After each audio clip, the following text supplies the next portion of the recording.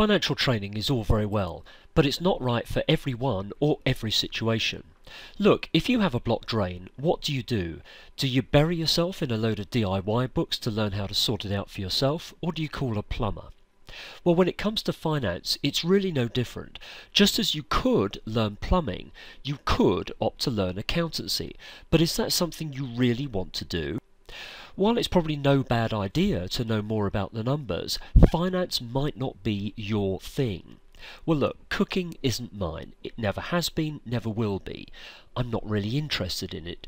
So, the fact is, I'm better at other things. It might well be the same for you with finance, so really don't be hard on yourself. And there are lots of reasons why people might need a bit of financial help from time to time. Here are some of the cases we've encountered ourselves. To analyse the financials of an acquisition target, or equally it could be a customer, supplier or even a competitor.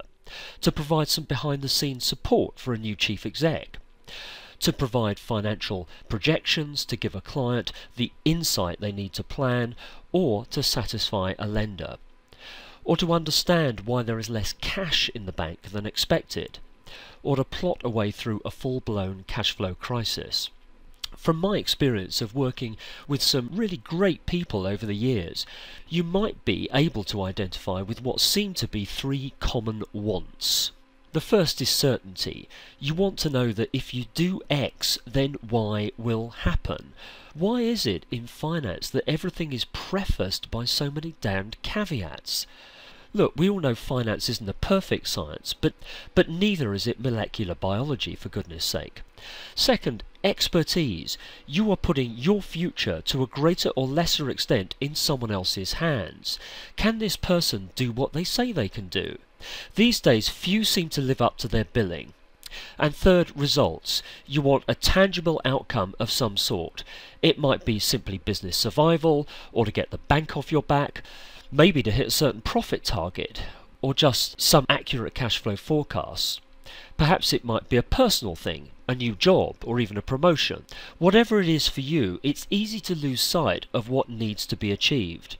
Now, ultimately, how we match up against these criteria is for you to gauge, but we do have a couple of things in our favour. The first is a proprietary cash flow model that, dating from the 1970s, has proved unerringly accurate and highly predictive.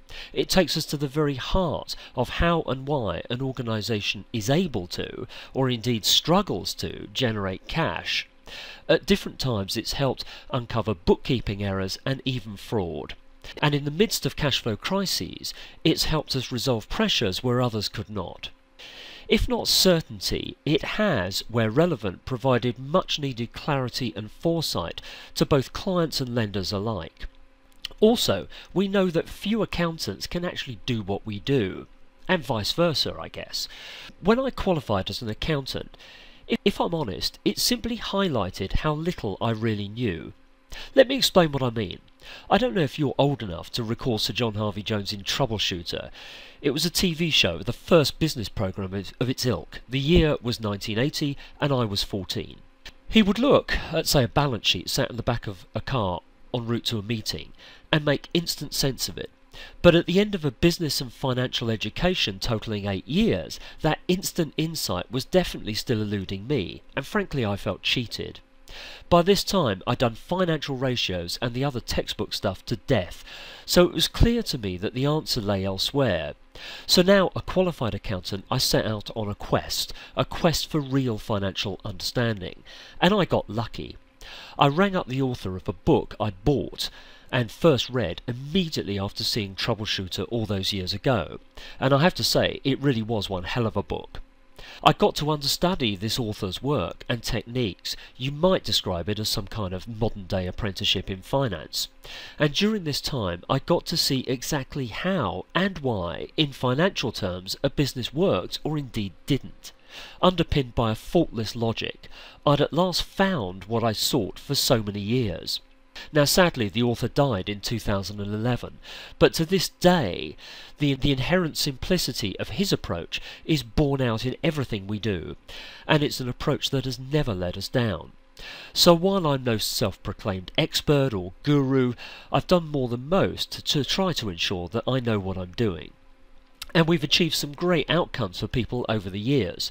The high profile ones are of course always the near-death experience turnarounds, and there have been a fair few of these. One example is the chap who owed £150,000 in overdue taxes at a time he was making no money. Another was a business where the bank withdrew £600,000 of funding in just 6 weeks. And then there was the business whose overdraft was cut from £160,000 to £120,000 pretty much overnight, when their overdrawn balance stood at £170,000. And then there was a business right up against its overdraft ceiling after losses of £800,000 in the previous 3 years. But just as rewarding is work that you might feel is perhaps a bit more mundane. For example, working out the extra sales a shop needed to generate in order to justify the costs of a full-blown refurbishment. Creating an online pricing calculator to help a client be a bit more self-reliant. So if any of this prompts any thoughts or questions, look, you can simply give us a call or drop us an email. You can do so in complete confidence and entirely free of any obligation. Here are our contact details. You can phone on 0845 337 0557, or if you prefer, the underlying number is 01428 664 350. Our email address is info@bottomlineimpact.co.uk. Bottom Line Impact is all one word. So thank you very much for taking the time to listen to this, and if we can help, please get in touch. Thank you.